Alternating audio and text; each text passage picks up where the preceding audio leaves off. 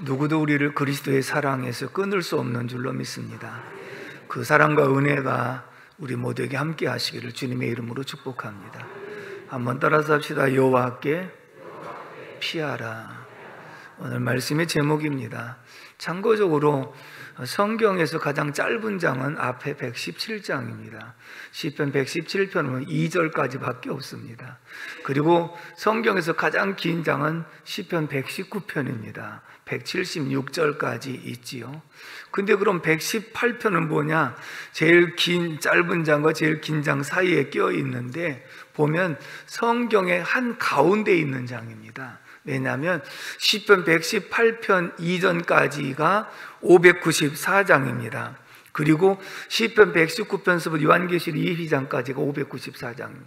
그 양쪽으로 594장에서 1188장, 그리고 시편 118편을 넣으면 1189장이에요. 그게 성경의 가장 중심 부위에 있는데, 오늘 이 본문은 보통 시편 같은 표제가 있어서 누구의 시 또는 이럴 때 지은 시 이렇게 되시면 아무런 기록이 없어서 학자들에 따라서 이 문맥이라든지 용어라든지 이런 것을 봤을 때 다윗의 시로 추정한다 이렇게 말하고 있습니다. 왜냐하면 본문에 보면 이런 단어가 많이 나옵니다. 5절에 보면 고통 중에, 7절에 보면 미워하는 자들, 10절에서 12절에 보면 에워싸고 에워쌌으니, 그 다음에 13절에 밀쳐 넘어뜨리려 했다, 18절에 죽음이라. 환난과 역경을 많이 만난 사람의 고백이거든요. 그래서 다윗이 어릴 때부터 겪었던 역경, 그리고 골리앗을 무찌르고, 그리고 사울에게 미움받아서 쫓겨다녔던 이런 모습, 아들 압살롬에게 또 반역을 당하고 쫓겨다니는 이런 모습, 이런 고난과 역경을 참 많이 겪었던 인물로 볼 때 다윗이라 이렇게 추정을 하고 있습니다. 그럼 이것을 왜 기록했느냐? 14절 말씀을 읽어보도록 하겠습니다. 14절 시작. 여호와는 나의 능력과 찬송이시요 또 나의 구원이 되셨도다. 그런 지난날 이런 많은 수많은 역경과 환난이 있었지만 하나님의 능력으로 나를 건져내셨고 구원하셨다. 그래서 그 하나님의 능력과 구원의 역사를 하나님께 감사와 찬양으로 영광 돌리는 시가 된 줄로 믿습니다. 자, 보통 이제 성공적인 요인이요, 옛날에는요 IQ가 좋아야 성공한다 그랬어요. 그래서 머리 좋은 사람들 시험을 봐갖고 시험 성적만 가지고 직원을 채용하기도 하고 그렇게 했습니다만은, 이제 중간에 IQ보다는 EQ를 더, 감성지수, 그래서 이 감성이 풍부해야 모든 사람들과 융화할 수 있고 어디서든지 환영받을 수 있는 사람이 된다. 그래서 직장에서도 직원들을 채용할 때 이 감성지수를 많이 보았던 그런 모습을 봅니다. 근데 요즘에는 한 가지 더 있어서 AQ라고 그러는데, 이 AQ는 역경지수라 그럽니다.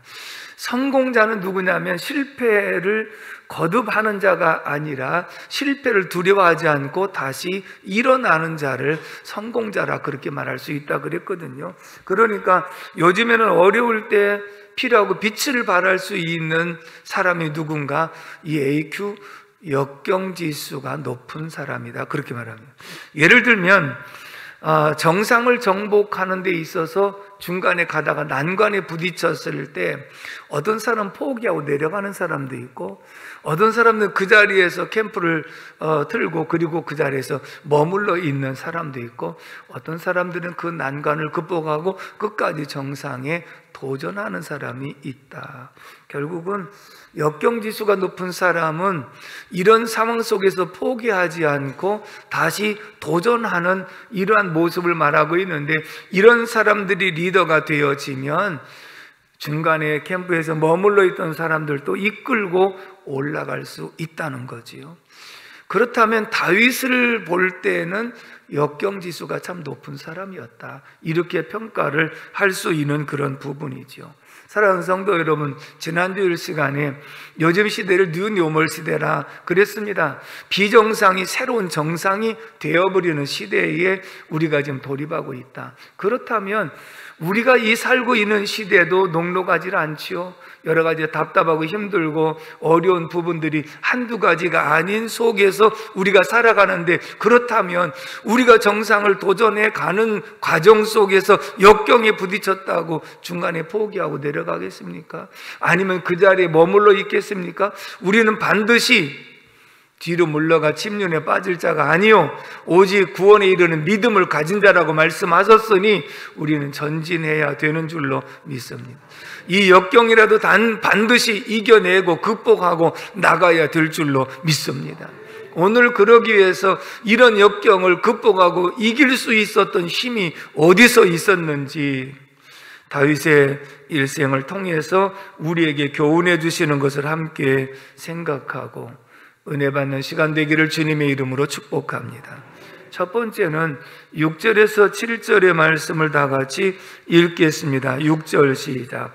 여호와는 내 편이시라 내가 두려워하지 아니하리니 사람이 내게 어찌할까. 여호와께서 내 편이 되사 나를 돕는 자들 중에 계시니 그러므로 나를 미워하는 자들에게 보응하시는 것을 내가 보리로다. 아멘. 여호와께 피하라 그랬는데 여호와께 피하는 것이 어떤 것이냐? 따라서 합시다. 내가 하나님 편에 서는 것이다. 여러분, 이 말씀이요 종이 한 장 차이 같은데 엄청난 결과의 차이가 나는 거예요. 그 말은 무슨 뜻이냐면 내가 힘들거릴 때 하나님이 내 편이 되어주세요 이렇게 기도를 하거든요. 하나님이 나 좀 도와주세요 이렇게 기도를 하거든요. 그게 잘못됐다는 말은 아닙니다. 그런데 중요한 것은 내 편이 되어달라고 하는 것이 아니라 내가 하나님 편에 맞춰 가는 것이 신앙생활인 줄로 믿습니다. 신앙생활하기 이전에는 자기 중심으로 자기 생각과 자기 방법과 자기 경험대로 살아가는 이기적이었다고 한다면, 신앙생활은 내 중심으로 살아가던 생활을 잘못된 것을 깨닫고 돌이켜서 하나님 중심, 말씀 중심으로 가는 것이 신앙생활의 모습인 줄로 믿습니다. 오늘 이 말씀에 보면 하나님이 내 편이시고 하나님이 내 편이 되사 나를 돕는 자 중에 계신다 할 때에 다윗이 하나님 내 편이 되어주세요라고 기도한 것이 아니라 이미 자신이 하나님 편에 서 있어서 하나님이 나와 함께 하신다는 확신을 가지고 움직였기 때문에 환난도 역경도 넉넉하게 이겨낸 줄로 믿습니다. 근데 사람들은 누구든지 다 상대방이 내 편이 되어주길 바라지 남의 편이 되어주기를 바라지는 않거든요.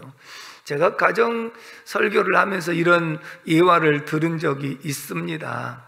물에 그래서는 안 되겠지만 어머니도 빠지고 아내도 빠지고 아들도 빠졌는데 남편 보고 셋 중에 누구를 먼저 건져내겠느냐 하는 질문을 한 적이 있잖아요. 또 우스갯소리 어떤 분이 그런 얘기를 했더라고요.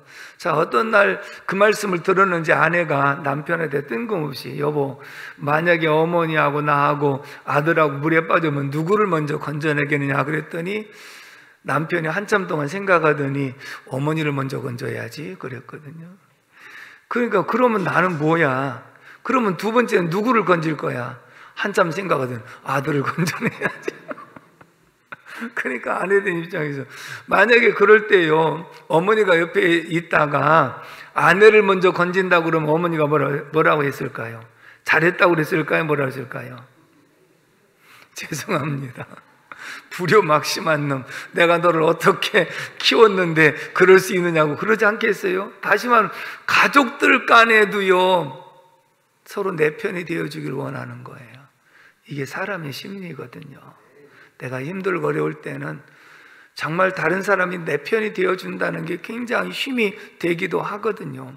그렇다면 그것을 모를 리 없는 다윗이 하나님이 내 편이 되어주세요라고 기도한 게 아니에요.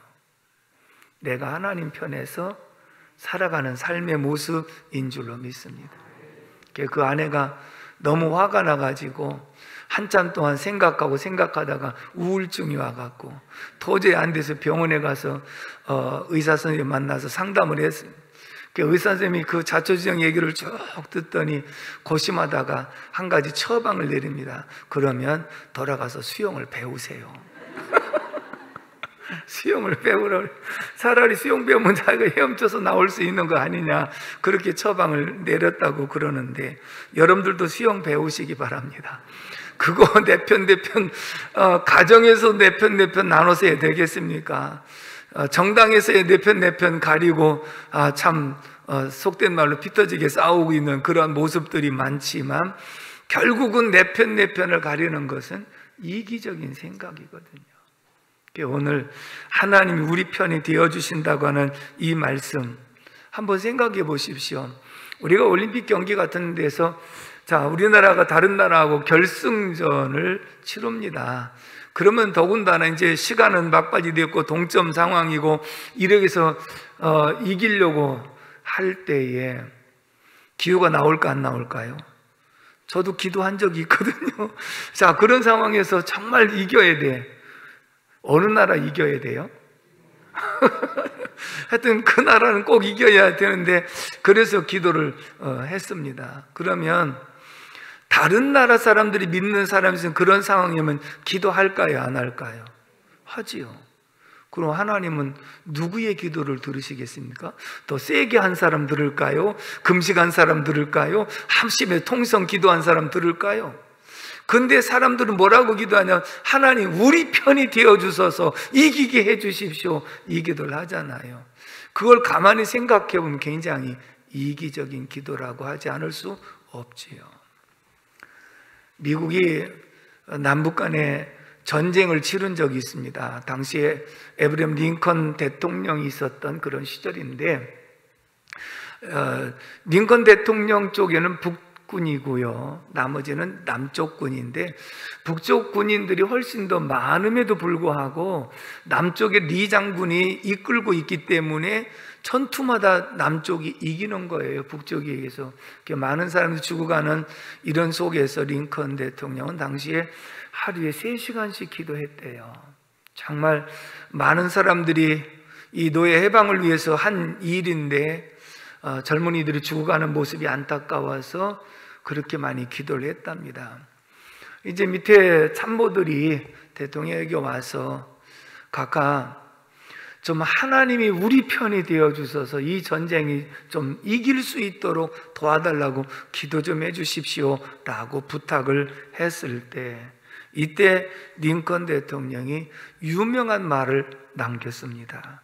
한번 따라서 해볼까요? 하나님이 우리 편이 되어달라고 기도하지 마시고 우리가 하나님 편에 서게 해달라고 기도합시다.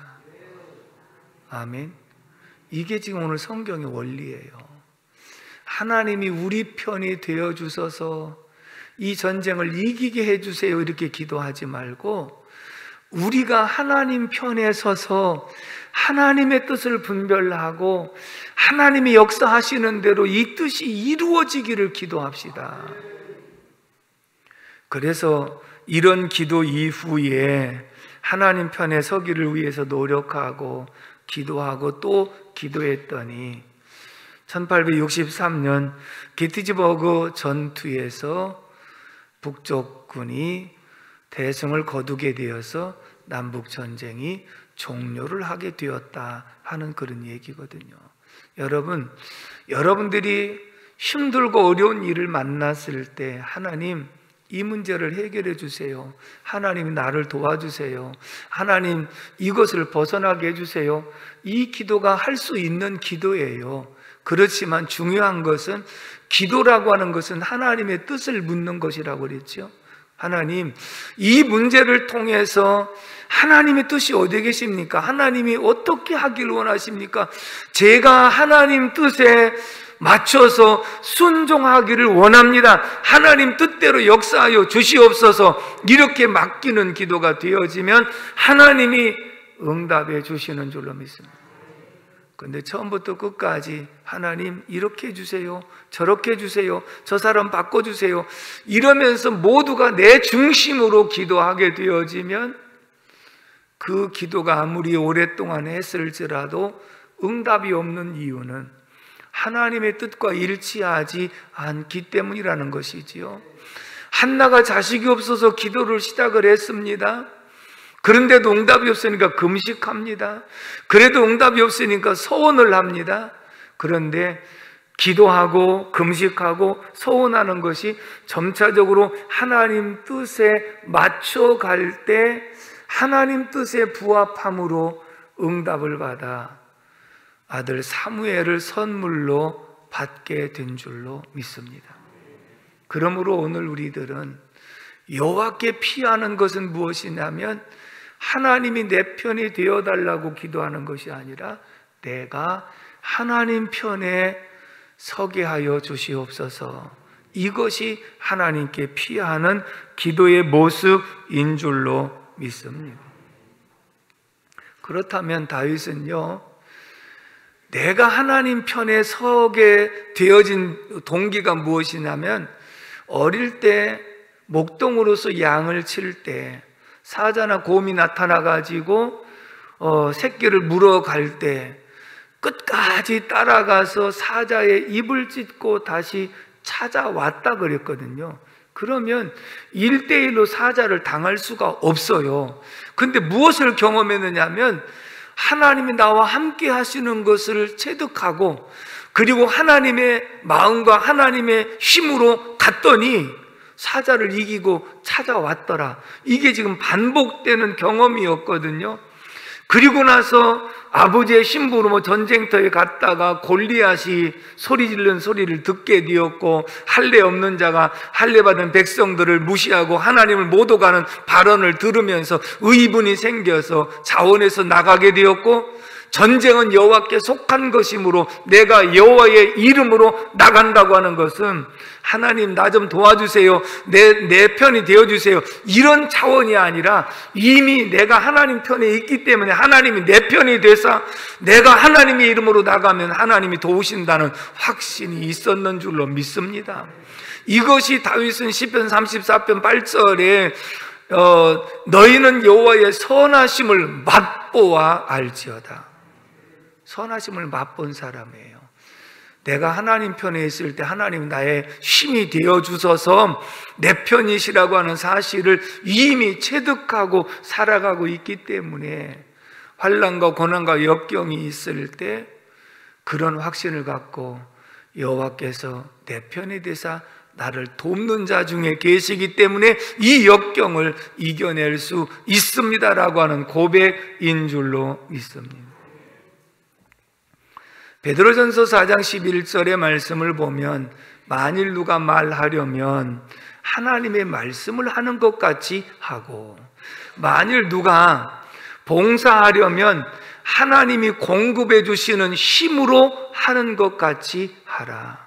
그 얘기는 무엇이냐면 하나님이 내 편이 되어주길 원한 것이 아니라 내가 하나님 편에 있으면 말할 때 하나님의 말씀하는 것 같이 하고 생각도 하나님 생각하는 것 같이 하고 봉사할 때 내 것 갖고 생색내는 것이 아니라 하나님의 것을 가지고 하나님의 이름으로 하는 것 같이 하는 삶이 내가 하나님 편에 서 있는 모습인 줄로 믿습니다. 그것이 여호와께 피하는 방편이 되는 줄로 믿습니다. 제가 묵상하면서 이런 말씀 다시 한번 생각이 났습니다. 초창기 때 시편을 강의하면서 18편 수요일 날 저녁에 18편을 강의할 차례인데 신방하고 늦게 와서 설교 준비하는데 너무나도 준비가 안 되는 거예요. 은혜가 안 되는 거예요. 그래서 성경 읽고 또 기도하고 또 성경 읽고 기도하고 그래도 시간은 다 돼 가는데 말씀이 깨달아지지 않다가 계속 반복해서 묵상하다가 18편 1절에 나의 힘이 되신 여호와여 내가 주를 사랑하나이다. 나의 힘이 되신 여호와여, 하나님이 나의 힘이 되어주신다는 거예요. 자, 돈 많은 사람이 내가 한번 힘이 되어줄게 그러면 힘이 나잖아요.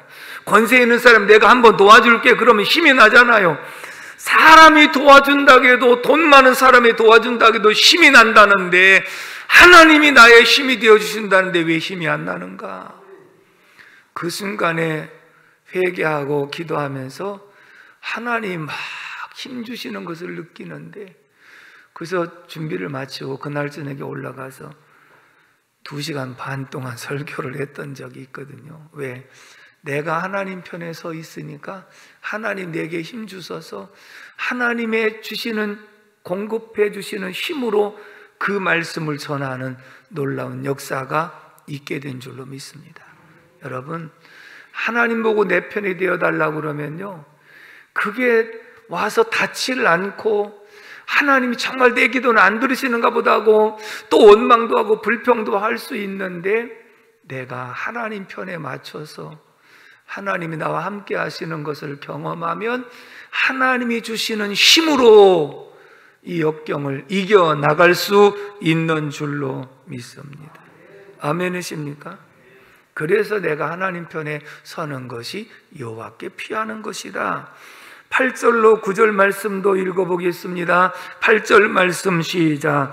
여호와께 피하는 것이 사람을 신뢰하는 것보다 나으며 여호와께 피하는 것이 고관들을 신뢰하는 것보다 낫도다. 아멘. 여러분, 우리가 이 땅에 사는 동안에 사람들을 의지할 때가 있어요. 힘 있는 사람들을 의지하고 싶을 때가 있어요. 그런데 왜 여호와께 피하는 것이 사람을 신뢰하는 것보다 낫고 여호와께 피하는 것이 고관들을 신뢰하는 것보다 낫다고 말씀했느냐 하면, 사랑과 권세와 재물은 유한한 존재예요. 있다가도 없어지는 존재예요. 그렇기 때문에 이것은 끝까지 의지하고 신뢰할 대상이 아니라 영원토록 변함이 없으신 하나님만이 우리의 신뢰의 대상이다. 그러니 내가 사람 의지하고 물질 의지하고 권세 의지하고 그래서 실망과 낙심하지 말고 오직 여호와를 의지하고 여호와께 피함으로써 하나님의 영원하신 은혜와 도움을 심립도록 우리에게 권고해 주고 있는 줄로 믿습니다. 여러분들이 하나님의 편에 서서 끝까지 하나님의 도우심을 힘입으며 나갈 수 있기를 주님의 이름으로 축복합니다. 두 번째, 10절에서 13절까지를 읽도록 하겠습니다. 10절 말씀 시작. 문 나라가 나를 에워쌌으니 내가 여호와의 이름으로 그들을 끊으리로다. 그들이 나를 에워쌌으니 내가 여호와의 이름으로 그들을 끊으리로다. 그들이 벌들처럼 나를 에워쌌으나 가시던 불에 불같이 다 없어졌나니 내가 여호와의 이름으로 그들을 끊으리로다. 너는 나를 밀쳐 넘어뜨리려 하였으나 여호와께서는 나를 도우셨도다. 아멘. 따라서 합시다. 하나님만 바라보고 의지하라. 여기서 말씀한 대로 벌들처럼 에워쌌다는 얘기는 대적들의 수요가 많았다는 거고요. 그 다음에 이 벌들처럼 쏘면서 오는 것처럼 맹렬한 공격이 있었다는 것이고요. 그리고 큰 위기와 진퇴양난의 위기를 한두 번 맞이한 게 아니었거든요. 그런데 중요한 것은 이렇게 에워싸여서 대적들이 수요가 많아서 도무지 어디에 뚫고 나갈 수 없는 그런 상황인데, 이때 다윗이 하나님 나 좀 도와주세요 이렇게 한 것이 아니라 나와 함께 하신 하나님, 그리고 내가 하나님 편에 있어서 여호와의 이름으로 끊으리로다 확신을 가지고 대하는 그런 모습이 우리가 하나님 편에서 입장에 서 있고 하나님의 관점에서 바라볼 때는 능히 이길 수 있는 힘이 그 속에 있는 줄로 믿습니다. 여러분, 지금 대적들이 에워싼 속에서는요, 우리 힘으로서는 역부족이에요. 도무지 어디 한 군데 뚫고 나갈 수 있는 소망이 하나도 보이질 않아요. 사방을 다 쳐다봐도 어디 나갈 곳이 아무것도 없어요. 그런데 사방이 막혀서도 우위는 열려있는 줄로 믿습니다. 아멘이십니까? 여러분, 사방으로 우겨쌈을 당하여도 우위는 열려있는 줄로 믿습니다. 그렇기 때문에 오늘 이 고백은 무엇이냐면, 이렇게 에워싸고 말할 수 없는 역경을 만났어도 믿음에 온전케 하신 예수를 바라보자. 그것이 바로 하나님의 힘이다. 그래서 시편 3편 6절에 이렇게 고백을 했습니다. 3편 6절 말씀 읽어볼까요? 안 되어 있는가 보다. 그러면 제가 읽겠습니다. 따라서 합시다. 천만인이 나를 에워싸 진친다 하여도 나는 두려워하지 아니하리이다. 아멘. 천만인이 나를 둘러 진칠지라도 내가 두렵지 않은 것은 천만 명보다 더 힘이 있으신 하나님이 내 편이시고 내가 그 하나님 편에 있기 때문에 두려워하지 않는다. 시편 27편 3절 말씀 다 같이 읽어봅니다. 시작. 군대가 나를 대적하여 진칠지라도 내 마음이 두렵지 아니하며 전쟁이 일어나 나를 치료할지라도 나는 여전히 태연하리로다. 아멘. 아무리 군대가 나를 대적하여 진치고 내 마음이 두렵지 않고 전쟁이 나를 치료할지라도 내가 여전히 태어난 것은 나와 함께 하신 하나님이 그들보다 훨씬 더 크신 분이시기 때문인 줄로 믿습니다.